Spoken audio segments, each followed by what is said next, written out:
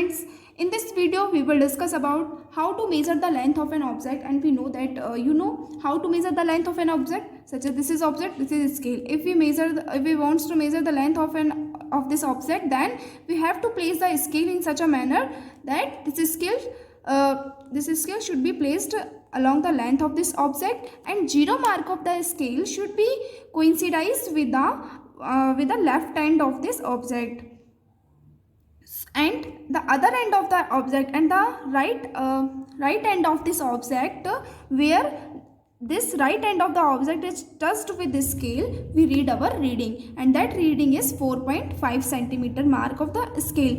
So this right part of the object touched with the 4.5 centimeter mark of the scale. So length of this object is 4.5 centimeter. So this is the method that how to measure the length of an object. Okay. And next is to measure the length of an object, we place a scale along the object in such a way that one end of the scale having 0 mark touch with the left end of the object, and where other end of the scale touch at the last right end of the object. At that point we read the mark of scale. And next is precautions to be taken while using a scale. So here are total 3 precautions that we should follow. So first is the scale should be placed with the object along its length in this way. This to measure the length of this scale is placed along the length of an object in a straight manner. So, and second, we should be ensure that ends of the scale are not worn out. And if the ends of the scales are worn out or damaged, and if we measure our object's length by using the worn out scale, by placing the scales having cutted end, then our reading will be wrong. So the ends of the scale are not worn out. Next is our eyes must be focused exactly above the end point of which we are taking measurement, such as in this diagram. This is the correct position of eye to measure the length of this object. This eye is focused on the above position of the object, or on the exactly above the end point of which we are taking measurement. So end point of the object is this. So above this main point, this eye is focused exactly above this point. So this is the correct position of the eye to measure the length of an object, and these two position of eye is wrong, and if we place the eye at this angle, then our measurement will be wrong. So eye position must be in a right way to measure the length of an object. So these are the 3 precautions that should be followed by when we measure the length of an object by using scale. Now we discuss about the concept of rest and motion, and then after we will discuss about the type of motion. So how can you say that some object is in rest and something is in motion? When object is in rest, it means it doesn't move, and when object is in motion, it means it moves. So this is a rest and motion. And always rest and motion condition we will studied up by taking some respect, such as an object is said to be at rest if its position remains constant, such as this car position is remain constant with respect to this tree, and this tree is a stationary object, means it never move. So the position of the object with the respect to a stationary object in its surrounding, if this car position is constant, then it is in rest position, and if this car is moving with the respect of this stationary object, which is tree, then the condition of the car is in motion. Next is types of motion. Objects move in various kind of way, and it is convenient to classify the motion of different objects in following categories. So first is translatory motion. When all the parts of an object move the same distance in a given time, then the motion of an object is said to be translatory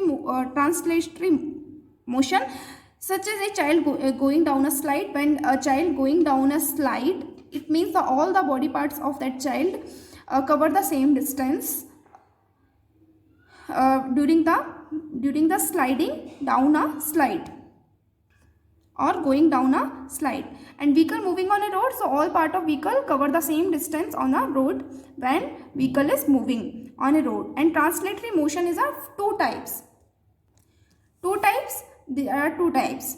Here car is moving along a straight line on this road, and here car is moving along a curved line on this road. So when object move along a straight line, that motion we call rectilinear motion, and when motion moves along a curved line, this is curved line on which this car is moving, that motion we call curvilinear moving, because this road having a curved shape. So this line, the line on which this car is moving, that line is a curved line. So there are two type of motion.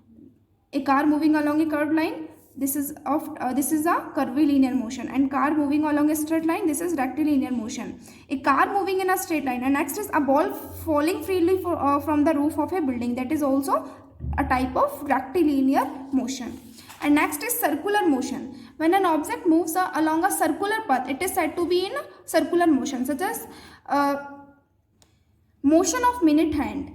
Minute hand, which is in clock or watch, we see, and this minute hand, the motion of this minute hand occurs along this circular path. So this is type of circular motion.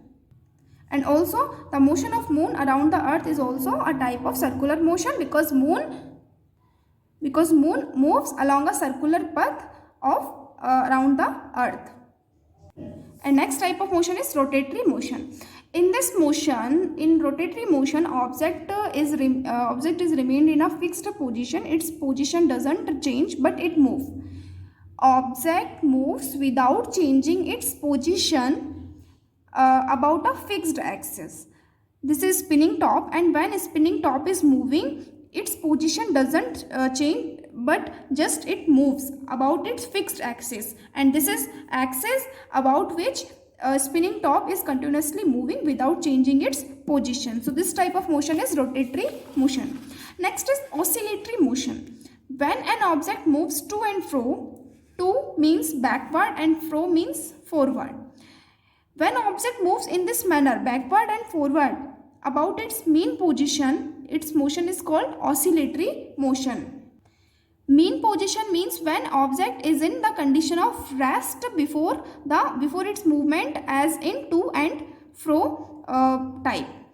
So when object is in the condition of rest before the moving as to and fro, so that position we call mean position. So this mean position of stone here, this is the mean position of this stone, where this stone is in the condition of rest before its movement as to and fro, as backward and forward.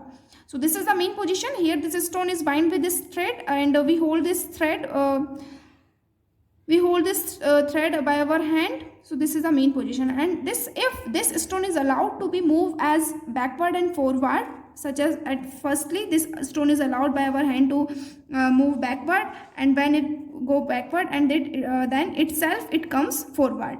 So this movement as backward and forward called as oscillatory motion. Students, next is vibratory motion. In vibratory motion, one part of an object always remain fixed, such as this is thread that is bound with these two nails. So the part of the thread that is attached with this nail, that part remain fixed and doesn't move. And this thread is tightly bound with these two nails. So we call this thread as stretched string. String means thread. Stretched string, because this thread is tightly bound with these two nails, and this is here stretched string at rest. When we do not allow this string to move, then this condition of this string is in rest. And when this string is pulled by ourselves at the upper direction, then this string starts to move as upper upper side and down side. So this movement is called as vibratory motion, because in this condition, this is a condition of rest of this stretched string, and if this string is pulled from the upper side, then it starts to move as upper side and down side. So this is the here dotted line are showing that is showing as vibratory movement of this string, vibrating stretched string. So the motion in which a part or parts of an object always remain fixed and do not move, while the rest of the object, this part of the object that is in motion because of the pulling this from the upper side by us, and it starts to move as in upside and downside. So to and fro means backward and forward. We can say upside and downside movement as to and fro motion, backward and forward in a definite pattern, and this thread after pulling by us move in a definite pattern as to and fro is called vibratory motion. And next is periodic motion. A motion that repeats itself after regular interval of time is called periodic motion, such as our Earth completes one revolution around the Earth in 1 day. So after completing its revolution around the Sun, Earth again starts to move around the Sun. So this is the periodic motion, because Earth again starts its movement around the Sun after a regular interval of time, and that regular interval of time for Earth is 1 day. So that type of motion we call periodic motion. A motion that repeats itself after regular interval of time is called periodic motion. An example of periodic motion: swinging pendulum of a wall clock, and the motion of moon revolving around the Earth. And moon also completes its revolution around the Earth, and after completing its revolution around the Earth, moon again again starts its revolution around the Earth. And swinging pendulum of wall clock, that this is a swinging pendulum of wall clock, that that at regular interval of time this pendulum move as backward and forward motion. So this is also show periodic motion. Swinging means that pendulum moves as in backward and forward position after a regular interval of time, or after a certain period, its pendulum starts to move as in backward and forward position. Students, next is non-periodic motion. In this motion, the motion that does not repeat itself at regular interval of time is called non-periodic motion. The motion that doesn't repeat itself at regular interval of time, such as the swinging of our arms and legs. So the repetitive movement of our arms or legs is under control by us. So the movement of leg and arms doesn't repeat at regular interval of time. It repeats but not followed by regular interval of time. So this is called as non-periodic motion. Next is different motion at the same time. An object may show different motion at the same time, such as our Earth. Earth show two type of motion at the same time. First is rotatory and second is circular motion. You know that Earth revolve around the Sun, and it also revolve about its axis also. So this is the axis about which Earth rotate. So this is axis about this axis Earth moves on its axis. So this movement we call rotatory movement. At the same time, it also revolve around the Sun in a circular path. So we call this movement as circular motion. So here we discussed about the different type of motion. I hope you have understood this. Thank you.